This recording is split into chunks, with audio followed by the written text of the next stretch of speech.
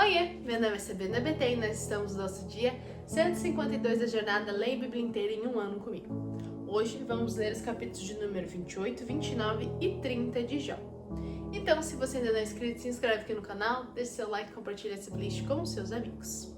Vamos ler então os nossos capítulos do dia. Estamos chegando quase ao final, hein? Capítulo de número 29 de Jó vai dizer assim... 28. Na verdade, a prata tem as suas minas e o ouro que se refina tem o seu lugar. O ferro é tirado da terra e da pedra se funde o cobre. Os homens põem termo à escuridão e até os últimos confins procuram as pedras ocultas nas trevas e na densa escuridão. Abrem entrada para minas, longe de habitação dos homens. São esquecidos pelos que passam por cima. E assim, longe de todos, dependurados em cordas, balançam em um lado para o outro. Da terra procede o alimento, mas embaixo ela é revolvida como que pelo fogo.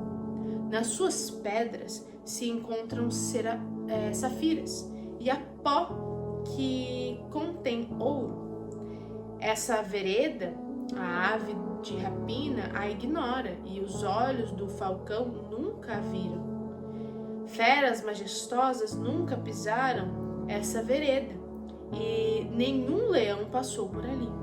O homem estende a sua mão contra o rochedo e revolve os montes desde as suas raízes, abre canais nas pedras e os seus olhos veem tudo o que há de mais precioso. Tapa os veios de água e nem uma gota sai deles, e traz à luz o que estava escondido. Mas onde se achará a sabedoria? E em que lugar estará o entendimento? O ser humano não conhece o valor da sabedoria, e ela não se encontra na terra dos viventes. O abismo diz, ela não está em mim. E o mar diz, não está comigo. Não se compra a sabedoria com ouro fino. Ela também não pode ser paga com prata. O seu valor não pode ser avaliado pelo ouro de Ofir, nem pelo precioso ônix, nem pela safira. O ouro não se iguala a ela, nem o cristal. Não se pode trocá-la por joias de ouro fino. Ela faz esquecer o coral e o cristal. O preço da sabedoria é maior do que o das pérolas. O topázio da Etiópia não se compra com ela. Não se compra a sabedoria nem com ouro puro. Mas de onde vem a sabedoria? E em que lugar estará o entendimento? Está encoberta aos olhos de todos os seres vivos e oculta as aves do céu. O abismo e a morte dizem, ouvimos com os nossos ouvidos a sua fama. Deus lhe entende o caminho e ele é quem sabe o seu lugar. Porque o seu lugar alcança as extremidades da terra. Ele vê tudo o que há debaixo dos céus. Quando Deus regulou o peso do vento e fixou as medidas das águas, quando determinou leis para a chuva e o caminho para o relâmpago, dos trovões, então ele viu a sabedoria e a manifestou, estabeleceu-a e também a examinou. E disse ao ser humano, eis que o temor do Senhor é a sabedoria, e afasta-se do mal é o entendimento. E afastar-se do mal é o entendimento. Muito bonito essa resposta aqui de Jó, hein? E aqui isso é bem reflexivo, isso faz lembrar aí até algumas partes de Eclesiastes, né? Quando vai falar um pouco sobre também sabedoria, e provérbios também, né? Então, muito interessante essa parte aqui, é uma parte bem poética e bem legal aí para se estar refletindo, se estudando sobre, né? Vamos para o capítulo de número 29 agora. Já continua em sua fala dizendo, que me dera ser como fui nos meses passados, como nos dias em que Deus cuidava de mim. Agora ele tá, se remoendo aqui um pouquinho. Tadinho. Quando Deus fazia resplandecer a sua lâmpada sobre a minha cabeça, quando eu, guiado por sua luz, caminhava na escuridão. Quem me dera ser como fui nos dias do meu vigor, quando a amizade de Deus estava sobre a minha tenda, quando o Todo-Poderoso ainda estava comigo e os meus filhos estavam ao meu redor. Essa doeu. Quando eu lavava os meus pés em leite e da rocha me corria rios de azeite, quando eu me dirigia até a porta da cidade e mandava preparar o meu assento na praça, os moços me viam e se retiravam, e os idosos se levantavam e ficavam em pé. Os príncipes reprimiam as suas palavras e punham a mão sobre a boca. A voz dos nobres emudecia e a língua deles se apegava ao céu da boca. O ouvido que se ouvia dizer que eu era feliz e o olho que me via dava testemunho de mim, porque eu livrava os pobres que pediam ajuda e também o órfão que não tinha quem o socorresse. Aqui, até falando sobre tudo aquilo que um dos seus amigos tinha dito, que tinha deixado, meio que incitando, que o injusto ele sofre porque ele deixa o pobre passar fome, porque ele deixa os órfãos, sem ajuda. E aqui, Jó realmente dizendo, eu era abençoado e eu ajudava todo mundo. Então, Jó aqui de uma forma bem explícita aqui, falando sobre a época em que ele tinha os seus bens, A bênção do que estava prestes a perecer vinha sobre mim, e eu fazia o coração da viúva cantar de alegria. Eu me cobri de retidão e ela me servia de roupa. A minha justiça era como um manto e um turbante. Eu era os olhos do cego e os pés do aleijado. Era pai dos necessitados e até as causas dos desconhecidos eu examinava. Eu quebrava os queixos dos iníquos e arrancava as vítimas dos dentes deles.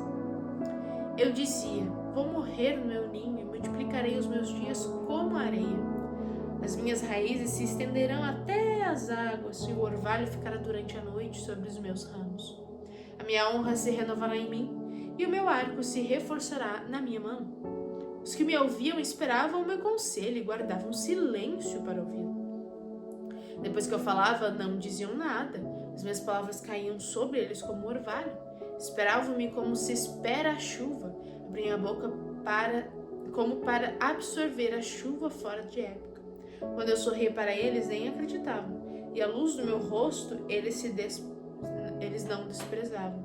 Eu escolhi o caminho para eles. Assentava-me como chefe. Vivia como rei entre as suas tropas. Eu era como quem consola os que pranteiam. Aqui, num contraste, dizendo que as pessoas vinham a ele e ouviam o que ele tinha para dizer, ouviu o que ele tinha para aconselhar. E quem aconselha, quem vem até outra pessoa para aconselhar, você espera dela saia sabedoria, saia palavras verdadeiras, saia coisas inteligentes, dignas de serem ouvidas e praticadas, e serem acreditadas. E era justamente o que não estava acontecendo com ele, esses seus 3 amigos, porque ele falava, ele se defendia, mas seus amigos não escutavam, não achavam que ele estava falando de forma verdadeira e não consideravam tudo aquilo que ele estava falando, Totalmente contrário de como o Jó aqui meio que relata, como se eles não dessem crédito mesmo àquilo, fazendo esse contraste, Capítulo de número 30 agora. Mas agora zombam de mim, os que têm menos idade do que eu, cujos pais eu não teria aceito nem para colocar ao lado dos cães do meu rebanho, de quem também me serviria a força de suas mãos se eles são homens cujo vigor já desapareceu? Enfraqueceram de tanto passar fome e necessidade, roem a terra seca, desde muito em ruínas e desolada. Apanhavam malvas e folhas de arbustos e se alimentam de raízes de zimbro. são expulsos no meio das pessoas. Grita-se contra eles, como se grita atrás de um ladrão. Tem de morar nos desfiladeiros sombrios, nas cavernas da terra e das rochas. Uivam entre os arbustos e se ajuntam debaixo dos espinheiros. São filhos de doidos, gente sem nome, e são encoraçados da terra. Mas agora eu sou a canção de deboche dessa gente, sirvo de provérbio no meio deles. Eles me detestam, fogem para longe de mim e não têm receio de me cuspir o rosto. Deus afrouxou a corda do meu arco e me oprimiu, porque isso sacudiram de si o freio diante de mim.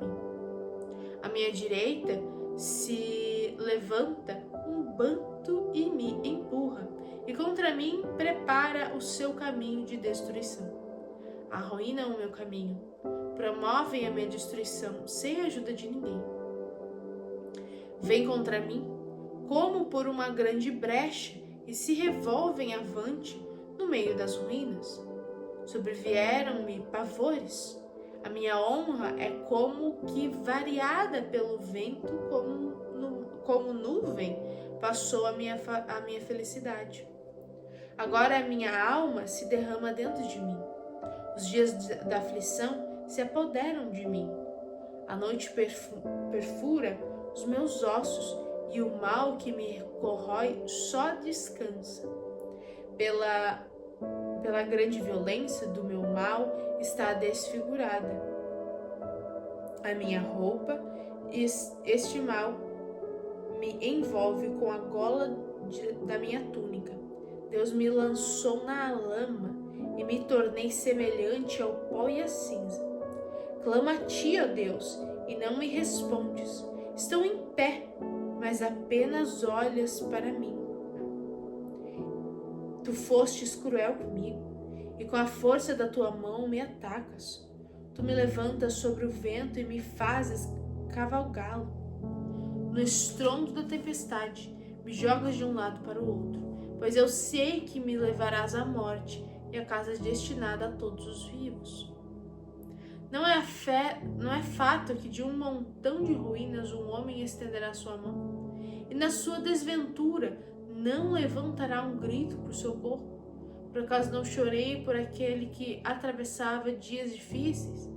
Não se angustiou da minha alma pelo necessitado? Quando eu esperava o bem, eis que me veio o mal. Esperava a luz e veio a escuridão. O meu íntimo se agita sem cessar, e dias de aflição me sobrevêm. Tenho a pele queimada, mas não pelo sol. Levanto-me na congregação e clamo por socorro. Sou irmão dos chacais e companheiro de avestruzes. Minha pele escurece e cai. Os meus ossos queimam de febre. Por isso a minha harpa é usada para fazer lamentações, e a minha flauta para acompanhar os que choram. Esse último aqui já abre bastante seu coração, né? E pelo visto, ele não terminou a sua fala, né? Ele vai continuar ainda nos próximos capítulos que a gente vai ler amanhã.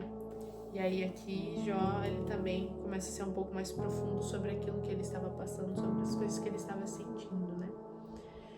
E é isso! Deixa aqui nos comentários o que você achou dessa leitura. E se você chegou até aqui, deixa aí nos comentários um coraçãozinho pra mim. É isso, um beijo da Sá e até amanhã!